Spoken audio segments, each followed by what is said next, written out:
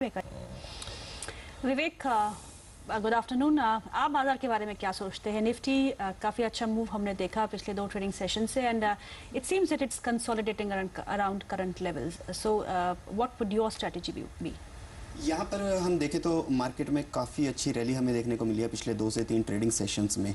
यहाँ पर एक लेवल है 5380 का, ये काफ़ी इंपॉर्टेंट रेजिस्टेंस जोन है मार्केट के लिए। यहाँ पर मार्केट डेफिनेटली रुकेगा और यहाँ से एक छोटा सा पुल बैक भी हम देख सकते हैं यहाँ से।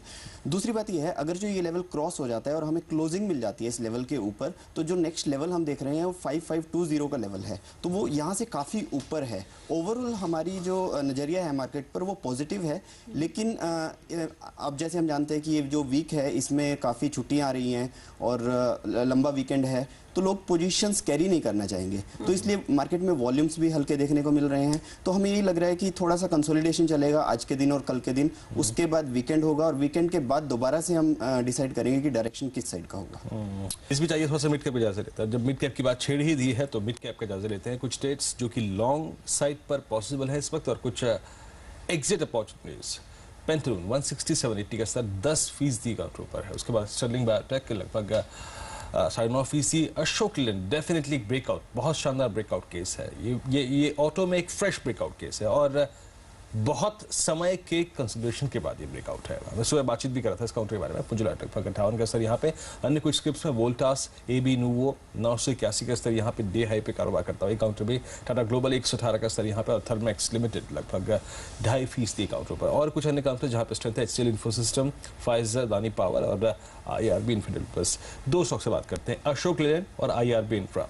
पहले अशोक पर देखिए साहब, आपकी राय क्या होगी? अशोक लेलैंड पर 32-30 का भाव यहाँ पर है, जिसकी मैं कह रहा था आपको कि बहुत समय गुजारने के बाद ये ब्रेकआउट है। ऑलमोस्ट अगर आप देखें ये 1.25 साल का ब्रेकआउट है। जनवरी 2011 में ये 30 के नीचे आया था और उसके बाद पूरा 1.25 साल निकाल दिया इसने। इस ब्रेकआउट को कितनी इंपॉर्टेंस देते हैं आप और कहाँ तक का सफर पॉसिबल है अशोक लेलैंड का? देखिए, ऑटोमोबाइल में जो हमने नंबर्स देखे हैं रिसेंटली वो काफ़ी अच्छे हैं। उसका एक रीज़न तो ये रहा है कि ये ईयर एंड था और जैसे कि हम जानते हैं कि एक्साइज ड्यूटी वगैरह बढ़ गई है, तो इस साल से रेट दोबारा से रिवाइज हो सकते हैं। दूसरी चीज़ ये है कि अशोक लेलैंड एक कंसिस्टेंट प्लेयर है ऑटोमोबाइल सेगमेंट में। डिफेंसिव साइड का स्टॉक इसको माना जाता है। अगर जो आप इसमें पोजीशंस भी बनाते हैं तो ट्रेडिंग और इन्वेस्टमेंट दोनों पोजीशंस आप इसमें कैरी कर सकते हैं। इसमें जैसे कि ब्रेकआउट आया 32 रुपीज़ के आसपास, तो इसको आप खरीद सकते हैं यहाँ पर with stop loss of around 29, और हम जो टारगेट देख रहे हैं इसमें अराउंड 36 रुपीज़ के आसपास के देख रहे हैं। अंतिबाजी में आपका एक बार फिर से स्वागत है। 38 अंक की मजबूती निफ्टी में है, 5355 का स्तर और 118 अंक मजबूत सेंसेक्स कारोबार करते हुए 55 अंक की मजबूती मिड कैप इंडेक्स में। आज जो इंडेक्स सबसे अच्छा प्रदर्शन दिखा रहा है वो कल का ही इंडेक्स है, कंज्यूमर ड्यूरेबल इंडेक्स है, जहां काफी अच्छा मूव आज के बाजार में भी देखने को मिल रहा है। 2% का इजाफा यहाँ पे। ऑयल इंडेक्स करीबन 2% ऊपर है। कैपिटल गुड इंडेक्स में करीबन 1.5% का इजाफा है। बैंक इंडेक्स करीबन 1.25% ऊपर कारोबार करते हुए। मेटल इंडेक्स में करीबन 1.25% की मजबूती। ऑटो इंडेक्स में आज गिरावट है, जो सेल्स के बाद जो नंबर्स मंथली फिगर्स आए उसके बाद आज कुछ मुनाफा वसूली हावी ऑटो सेक्टर में।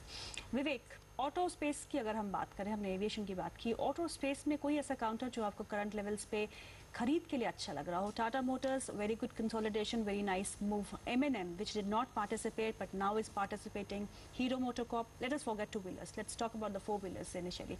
Four wheelers पे कोई ऐसा काउंटर जो आपको अच्छा लग रहा हो? I would go with Mahindra and Mahindra. Mahindra and Mahindra पिछले 2 साल से हमारी टॉप पिक रहा है। इसका रीज़न ये रहा है कि this is one of the most diversified company in 4 wheeler segment. आप देख लीजिए, ट्रैक्टर्स ये बनाते हैं, कार्स ये बनाते हैं, हैवी व्हीकल्स ये बनाते हैं, अर्थ मूवर्स ये बनाते हैं, तो कहीं पर भी आप देख लीजिए Mahindra and Mahindra is present there. Second thing, इन्होंने जितनी भी स्ट्रेटेजीज इंप्लीमेंट की हैं पिछले 1 साल में, इनके प्रोडक्ट्स बहुत ही सक्सेसफुल रहे हैं। मैं बात कर रहा हूँ आपको स्पोर्ट्स यूटिलिटी व्हीकल्स की। काफ़ी सक्सेसफुल प्रोडक्ट्स इन्होंने लॉन्च किए थे पिछले 1-2 साल के अंदर, और सेल्स भी काफ़ी कंसिस्टेंट रही है। तो महिंद्रा एंड महिंद्रा हमारी टॉप पिक रहेगा, फंडामेंटल पॉइंट ऑफ व्यू से भी और टेक्निकल पॉइंट ऑफ व्यू से भी। ट्रेडिंग के लिहाज से भी आप इसको करंट लेवल्स पर खरीद सकते हैं। अराउंड 705 के आसपास आप खरीदिए इसको, और हम ये मानते हैं कि 2 से 3 दिन के अंदर 730 से लेकर 740 तक के लेवल्स आपको देखने को मिल सकते हैं। From long term point of view 820 is the target, जो कि नेक्स्ट 1 ईयर के लिए हमने रखा हुआ है स्टॉक का। आप क्या समझते हैं, BHEL या L&T, आपके चुनिंदा चॉइस क्या रहेगी निवेश के लिए? देखिए BHEL, अगर पिछले L&T या BHEL दोनों में से किसी की बात करें, पिछले एक साल के अंदर कैपिटल गुड सेक्टर ने अच्छा परफॉर्म नहीं किया है। IAP नंबर्स में भी ये एक ड्रैगर्स रहा है। इसका एक रीज़न ये भी रहा है कि इंटरेस्ट रेट काफ़ी समय से हाई बने हुए हैं और उसका एक काफ़ी बड़ा negative impact capital good sector पर आता है। लेकिन अब दोबारा से मोमेंटम बिल्डअप होना शुरू हुआ है इन दोनों काउंटर्स के अंदर। ऑर्डर फ्लो में अभी थोड़ा सा स्लो डाउन रहेगा 1-2 क्वार्टर्स तक, उसके बाद फिर से हम मोमेंटम देखने को मिल सकता है।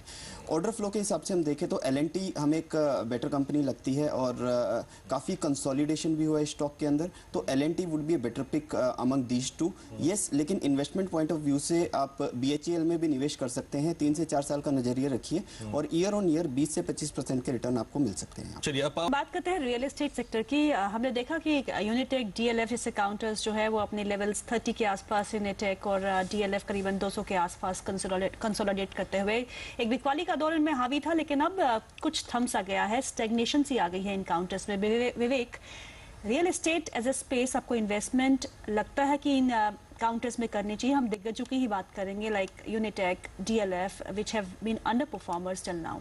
सो आपको लगता है कि कोई ऐसा इन दोनों में से एक चुन के हमको निवेश करना चाहिए if medium to long term के लिए? जी देखिए, पिछले 2 से 3 साल का अगर जो हम इन स्टॉक्स का मूवमेंट देखते हैं तो ये काफ़ी क्लोज रेंज बाउंड टेरिटरी में ट्रेड कर रहे हैं।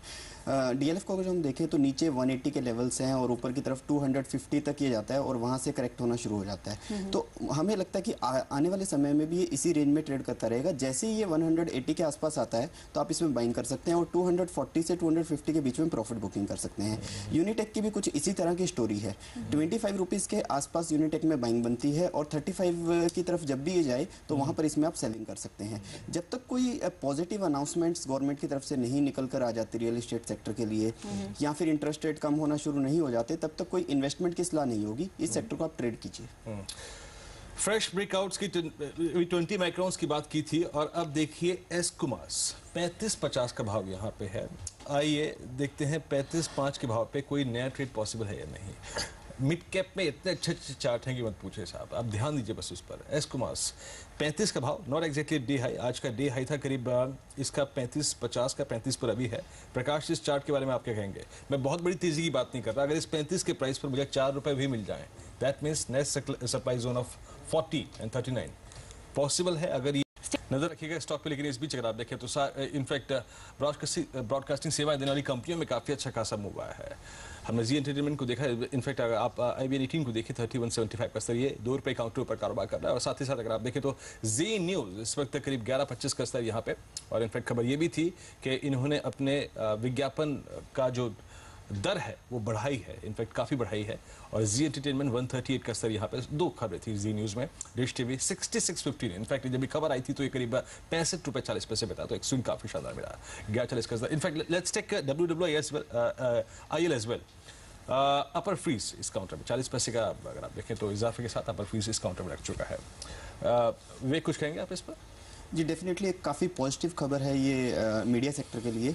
अगर जो FDI की लिमिट यहाँ पर बढ़ा दी जाती है 49% से 75%, तो काफ़ी अच्छा सपोर्ट मिल सकता है। फंडिंग के लिए इनको एक नया सोर्स मिल जाएगा। दूसरी चीज़ यहाँ पर ये कहना चाहूँगा कि ये एक ऐसा बिजनेस है जहाँ पर इनिशियल कॉस्ट काफ़ी हाई रहती है, स्पेशली केबल बिजनेस। लेकिन उसके बाद जो इनकम है आपकी वो रिकरिंग इनकम होती है। तो इनिशियल कॉस्ट होने के बाद, इनिशियल सेटअप होने के बाद इसमें काफ़ी अच्छी प्रॉफिटेबिलिटी निकल कर आ सकती है। तो इसलिए यहाँ पर डिश टीवी एक स्टॉक है जो मैं रिकमेंड कर सकता हूँ।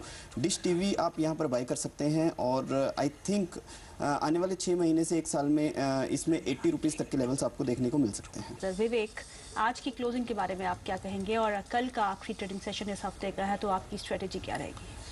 एज एक्सपेक्टेड हमारा यही मानना था कि आज के सेशन में कंसोलिडेशन होगा और वैसा ही हुआ है। जहां पर मार्केट ओपन हुआ था वहीं पर क्लोजिंग हुई है। वॉल्यूम स्लो रहेंगे, एक लंबा वीकेंड है आपके सामने, तो इन्वेस्टर ट्रेडर्स पोजीशन कैरी नहीं करना चाहेंगे। मेरे ख्याल से कल का जो सेशन रहेगा वो आज के सेशन से भी ज़्यादा डल रह सकता है। निफ्टी एक रेंज में ट्रेड कर सकता है 5400 on the upside and may be 5340 on the down side. तो पॉजिटिव बाइस रहेगा, लेकिन थोड़ा सा कंसोलिडेशन करेगा। तो आप कल की क्लोजिंग पर नज़र मत रखिए, उसके बाद जब छुट्टी के बाद वापस आएंगे तब देखना होगा कि मार्केट किस तरह से बिहेव करता है, किस तरह के फंडामेंटल्स निकल कर आते हैं, किस तरह की न्यूज़ निकल कर आती हैं, उसके बाद फिर नई स्ट्रेटेजीज बनेगी। विवेक, कौन से ऐसे स्टॉक्स, कौन से ऐसे सेक्टर्स जिनके लिए जिन पे आप नजर रहेगी कल के लिए नहीं, बिकॉज कल एक ट्रेडिंग सेशन बताया, उसके बाद 4 दिन की छुट्टी है, यू नेवर नो कि इंटरनेशनल मार्केट्स में क्या सिनेरियो भर के आता है, पर मीडियम टर्म के लिए कोई ऐसे काउंटर्स जिन पे आपकी नज़र है? ये देखिए, अप्रैल एक इवेंटफुल मंथ रहने वाला है। इन्फ्लेशन के नंबर्स आएंगे, आईआईपी के नंबर्स आएंगे, और एक्सपेक्ट कर रहे हैं कि हो सकता है एक रेट कट भी आ जाए आरबीआई की तरफ से। देन अर्निंग सीजन शुरू होने वाला है, एनुअल रिजल्ट्स, क्वार्टरली रिजल्ट्स आना शुरू हो जाएंगे। तो ये सारे इवेंट्स पर नज़र रखनी होगी कि ये किस तरह से वर्कआउट होते हैं, और उसके बेसिस पे हम रिकमेंडेशंस बनाएंगे कि किस तरह की रिकमेंडेशंस हो सकती हैं। ओवरऑल यहाँ पर हम 2 सेक्टर्स रिकमेंड करना चाहेंगे। एक तो पावर सेक्टर में निवेश बनता है, इसको आप न्यूज़ मोमेंटम कह लीजिए या फिर टर्न अराउंड स्टोरी कह लीजिए। तो पावर सेक्टर्स में रिलायंस पावर जैसे कि हमारी टॉप पिक है, तो इसमें आप एक बाइंग बना सकते हैं। दूसरा, बैंकिंग सेक्टर पर थोड़ी नज़र रखी जा सकती है। जैसे न्यूज़ फ्लो काफ़ी रहा है बैंकिंग सेक्टर में और इससे रिलेटेड खबरें आती रहती हैं, तो बैंकिंग सेक्टर पर भी एक नज़र बनाए रख सकते हैं। और बैंकिंग सेक्टर में येस बैंक हमारी टॉप पिक रहेगा, तो इसमें आप बाइंग बनाकर चल सकते हैं। चलिए विवेक, आपके बहुत बहुत शुक्रिया, आप इसका एक सभी का बहुत बहुत शुक्रिया।